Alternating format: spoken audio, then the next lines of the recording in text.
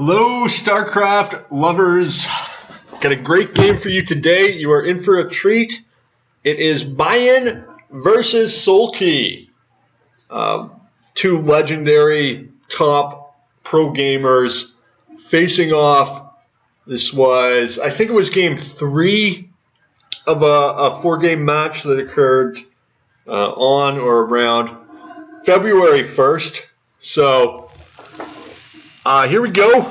We've got Byun spawning in the bottom and Soulkey spawning at the top. Both players doing their split. I gotta confess, I do not split. I let the drones just automatically mine. So maybe I'm a little lazy, but it feels good to get that off my chest. Byun opening up with a depot.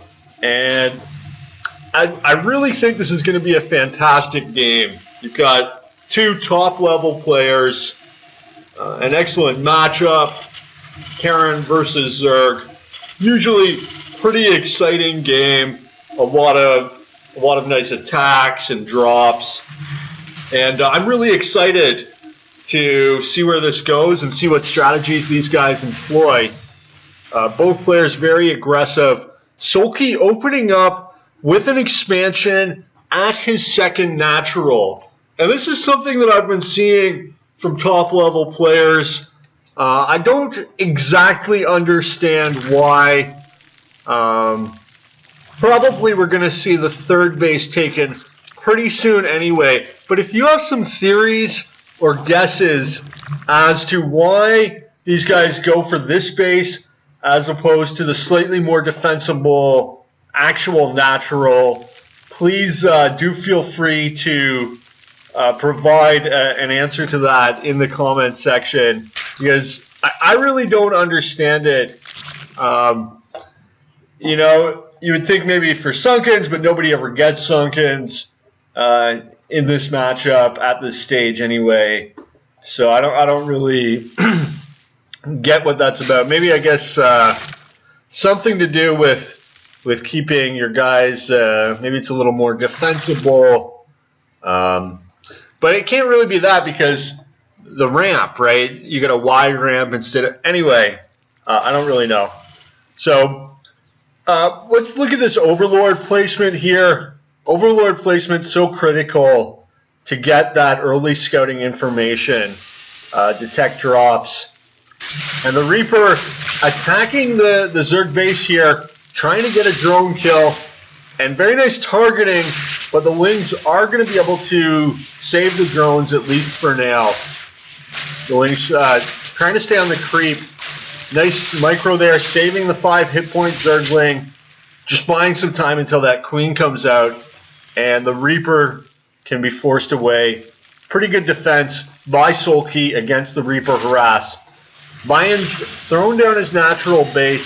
Soulkey's still just on 2 bases, hasn't grabbed that natural expansion, just pumping drones at his main and at his second nat. And he is attacking these unbuildable bricks here. And I'm not actually sure what happens once those are destroyed. If it does anything really, or what the deal is with that doesn't really matter. A couple Hellions here for Byun, advancing on the Terran base, and it's going to be up to the Queens to try to stop these. The Hellions deciding not to run past the Queens, but taking a couple hits and retreating. So neither player there really with any substantial advantage so far. You don't see this Hellion pump early on that often. Soulkey sacrificing an Overlord, trying to figure out what's up, and maybe he can see this this Liberator here. Looks like Byun is going to go for a little Liberator harass in the Zerg main, potentially setting up his Liberator behind the midline here, where it's going to be very difficult for the Zerg player to get to it, especially with the pressure at the front, keeping the Zerg from really being in position to stop the Liberator harass. In comes the Liberator, and he set it up absolutely perfectly, just keeping the drones off the min line, and this is very frustrating. Soulkey should be transferring these drones to his natural here. Pressure at the front, but the Roaches may be able to stop these Hellions. Meanwhile, a Queen has managed to unlodge the Defender Mode Liberator and restore the mining in his main. But pretty nice attacks by Byun so far. Nice map abuse with that Liberator. Perfect spot for it for any Terrans out there looking to get some cheap wins on the ladder. That's your strat. And the second Liberator, I guess, because it's healed. The first one was very injured. Probably the first one died. I don't know. Wasn't really watching. Second Liberator harassing a Mutalisk there. And the Hellion pressure continuing here at the front. Byun switching now to more of a Bio Ball style as he approaches the mid-game. Getting a reactor core to pump those medevacs. And the Spore, very vital for fighting off the Liberator. As of course the Liberator in Defender mode cannot target buildings, can only target units. So the Spore is a hard counter for the Liberator. If you're having trouble fighting off the Libs, then potentially that's something you want to look into. In general, you want to avoid static defense in StarCraft. You want to be a little more aggressive, but that is one scenario. And there are others where it is helpful. Roach play now from Soulkey. The Roach is a very powerful Zerg unit, capable of hitting air with its corrosive bile. And if you do have a lot of extra gas, which is something you can do as a Zerg, morph your Roaches into a Ravager, make use of that extra gas. They can be very important tactically too. The corrosive bile can allow you to retreat if your army is outmanned, outnumbered, and you do need to buy some time. Third base going down for Byun. Fourth for Soulkey. Both players expanding, trying to keep their economy up so that they can produce larger armies. More Liberator harassed by Byun here, and excellent placement again, but the Biles are going to take it out. So that's one very important use of the Roach towards the mid-game. Double drop being loaded for Byun, targeting the Zerg main. And there aren't really a lot of forces there, so potentially he could do a lot of damage with this drop if the Marines get stimmed and are able to take out significant amount of eco or units, especially as the Zerg army placed out of position here, checking out the bottom right-hand corner of the map. No Overlord scouting the drop just yet. He's going to see it in a second here. And in comes the drop. Boosted. The Zerg army quickly racing back to deal with the attack. And not a ton of damage going to be caused here. A lot of winds going down. But the Marines able to escape in the medevac.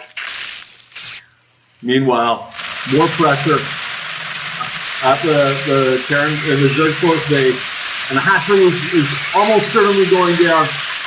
But will Soulkey be able to claim Byun's army as the cost of that attack? Medevac rescuing the Marines, threatening a drop on the Zerg base. Probably this is just a threat, not an actual going to happen. But Byun does have the ability to launch drops very quickly with his medevacs located on the side of the map. He could hit any of these bases at any time if he decides it's a good idea. Massing his army through the front of the map. Soulkey in a very defensive posture here. Both players equal in supply, 160, 170 roughly. And siege tank play here. Tank evac from the Terran Very, very good tactical play. And nice use of this choke here. Byun does not want to allow his Zerg opponent to flank his Marine tank army. A little ledge abuse as well from the Terran player. And in comes the Zerg attack. Marine trying to escape away from the splash damage. But it looks like Soulkey may be getting the best of this exchange.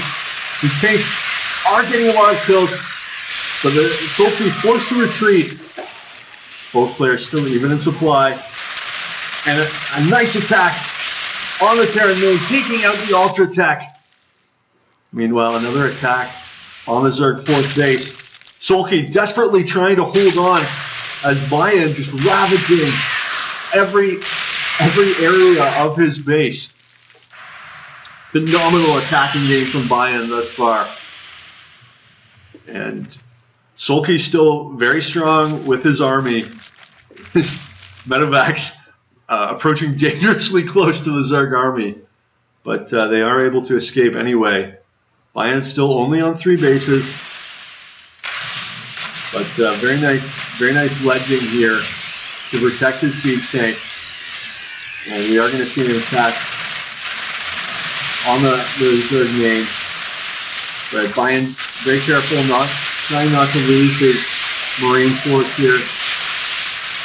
Trying to lure the Zerg army into tank range. Byun is going to be able to, Soulkey is going to be able to evict the Terran and secure himself a very sizable army and supply advantage, despite the constant siege that he's been under. Soulkey has defended admirably this game, handling threats from all directions. Byun sticking with his strategy of drop play, loads another drop ship, and moves out at the same time with a small strike force towards the center of the map, adding some Widow Mines to his composition. And this drop is going to get scouted by Soulkey's Overlord, but will he react in time? The Zerg army racing through the main, and yes, he will be able to defend this attack. Meanwhile, a wing backstab is not going to be able to do very much damage against this extremely fortified Terran position. And another Terran attack on the Zerg force base. Takes out an Ultralist, but the Zerg army is just too close. And he's got to be very careful not to lose his medevacs here with the Infestors and their fungal, posing a lot of danger. Both players virtually maxed. Another failed attack on the Zerg 4th base. The Zerg grabs his 5th Expo. 4 bases for the Terran. Very even game, 12 minutes in. Soulkey defending very well against the hyper-aggressive Byun, who has been just constantly attacking throughout the entire game on every front. And the Terran army trying to take the center of the map, engaged by the Ultraling force with Ravager support. Byun rushing back to the safety of his defenses and trying to choke the units here, with Soulkey retreating towards the middle of the map. In come the Ultras, and a lot of wings being killed. Very nice Dunkirking by Byun to retreat his Marines. And Soulkey potentially getting off. Oh my god! What a phenomenal infestor, phenomenal play there with the fungal growth and the corrosive bile through the Ghost Snow, targeting the Ultra, taking the out. This steady targeting, very important towards the late game as you're dealing with some really nice moves on both parts. And look at Soulkey's massive supply deficit. His army having been routed. They're expanding towards the bottom right of the map. Terran's still on 4 bases, but it really comes down to army strength in the middle and late stages of the game. Having those bases means nothing if you can't defend them. And if there's one thing we know about Byun, it is that he is going to be attacking. He is not the type to sort of sit back and wait for the game to be over. This is a very active player, very aggressive, perhaps the best in the world, capable of recovering from huge deficits, and certainly not a player who you want to have the advantage against you. And opting not to drop in the presence of the Zerg army. And the drop ship goes down to the corrosive bile. And again, 2 more. But Soulkey, caught by the steady targeting, loses both of his Ultralisks. And the Terran army pressing against these Expos. Beautiful fungal on the ghost. But they are going to survive. Steady targeting, working through the Zerg forces. Along with the Widow Mine. A lot of losses for both sides there. But Byun with a significant supply advantage.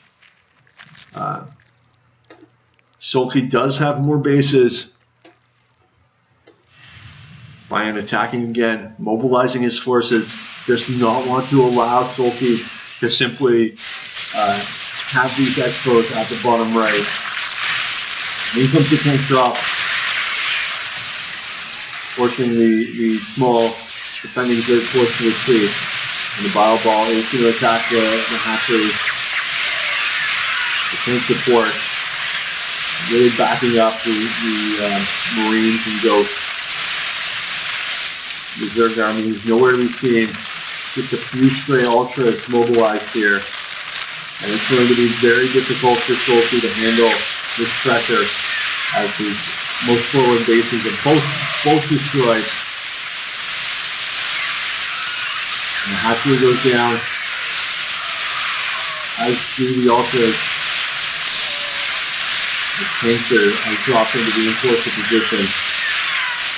Little mine doing some damage to the massive Ultras.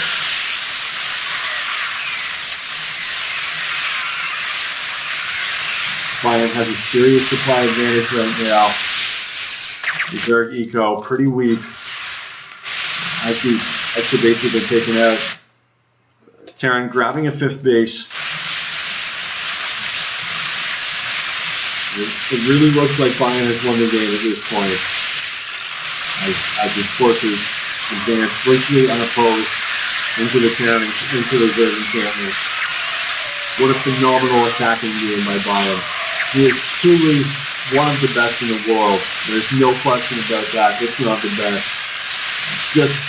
Just incredible display of brilliance.